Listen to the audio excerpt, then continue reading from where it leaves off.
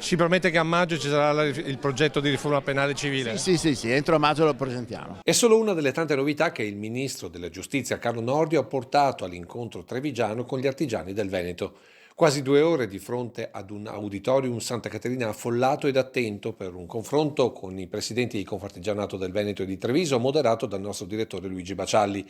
Il tema verteva soprattutto sulla riforma della giustizia amministrativa, dove il ministro ha ammesso lentezze e lacune, ma anche un difetto quasi strutturale, ovvero troppe leggi. Ne ha contate oltre 250.000, 10 volte più della media europea, molte volte contraddittorie tra loro. Rievoco sempre il detto di Tacito: corruptissima repubblica plurime leges.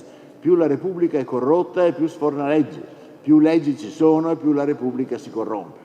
Ecco perché è importante riformare gli ordinamenti dal penale all'amministrativo e in contemporanea rinforzare la macchina giudicante. E qui il ministro punta più sui funzionari che sui nuovi magistrati, perché alla fine sono loro che sono i veri ingranaggi della giustizia italiana e veneta. Sono 45 per ora, ma sicuramente ne arriveranno di più. Ministro che auspica anche dei risparmi da reinvestire su procure e tribunali, primo tra tutti il costo delle intercettazioni telefoniche, che dovrà avere un tetto ben preciso. Le spese per le intercettazioni sfuggono invece a qualsiasi controllo preventivo. È di oggi la notizia che un tribunale italiano nemmeno tanto grande ha speso, anzi una procura ha speso 4 milioni di euro per alcuni anni di indagine con intercettazioni che non sono approdate assolutamente a nulla, e questo secondo me è uno spreco. Presto partiranno anche 3 concorsi per nuovi magistrati con tempi di assegnazione ben inferiori rispetto ai 4 anni attuali. Ministro che non si è sottratto anche all'analisi sul tema migranti.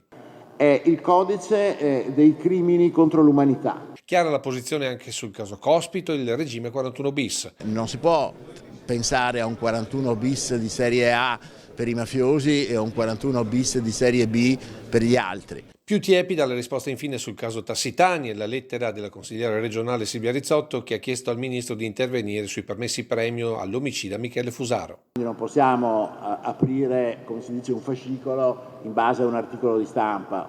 Non credo sia arrivata in questi giorni, sicuramente arriverà a breve e naturalmente a quel momento sarà presa in dovuta considerazione.